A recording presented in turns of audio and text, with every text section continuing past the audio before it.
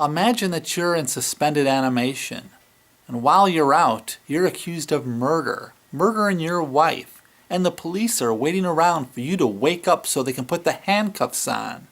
That's the story of Frozen Alive from 1964.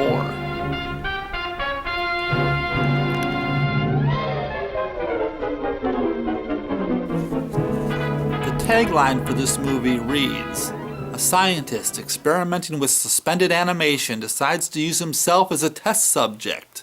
Before he is frozen, his wife is killed, and he's suspected of her murder." I'm going to spoil it for you. It's Frozen Alive from 1964. So if you don't want it to be spoiled, I think it's on YouTube. You can check it out there. Or if you have Amazon Prime, it's there too. It's only a little over an hour long, so you can pause this, come back in an hour, and then we'll talk about it. But I want to warn you that hour might seem like 4 hours, because wow. This movie is, it's a lot of pointless dialogue, bad pointless dialogue, bad directing, bad acting. Whatever, there's almost nothing to it. This hour could have probably been cut down to half hour and you could have got the same plot. And the description I read makes it seem a lot better than it was.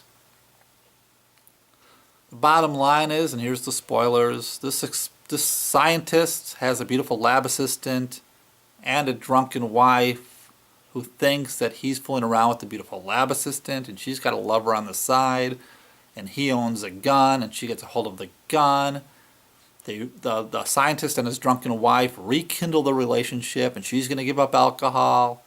He goes to the lab to finish his experiments because he's like, "Honey, let's take a nice long vacation, but first I've got to go to the lab and finish this experiment to become world famous." And she's like, "Okay, I'll wait for you." And he goes there and he talks to the crew and his beautiful lab assistant saying, "Hey, freeze me. Freeze me, all right? You freeze me, we'll take care of it. We'll become, we'll change the world as we know it." And people are against it at first, but finally say, "Okay, we'll freeze you." Meanwhile, the ex-drunken wife meets her ex-lover. They're talking. She puts the gun that she thinks is unloaded to her chest symbolically to show him that the old her is dead. She pulls the trigger. The gun was loaded. She kills herself. Maid finds the body. Police go to the lab. They want to talk to him. He's frozen. They're standing around waiting for him to wake up so they can accuse him of murder. And even the beautiful lab assistant, who loves the doctor, thinks that he's murdered his wife.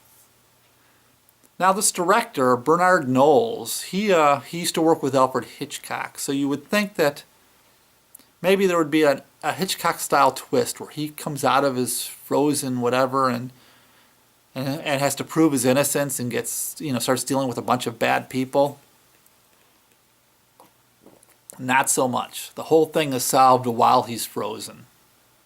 Basically, the lover of the drunken wife who's now dead calls the police and says, "She killed herself, I was there." He's still frozen. The police go, "Well, he's innocent, we're out of here, bye." And everybody's like, "Whew." And then they bring him back. Now there's a little tension there because he almost dies while coming back to, when he's being unfrozen. But by then, you're forcing yourself to stay awake. But oddly, as bad as this movie was, for some odd reason, I didn't mind watching it. If you enjoy bad movies, this one isn't so bad. It's a good one to make, give the MST, the Mystery Science Theater 3000 treatment to.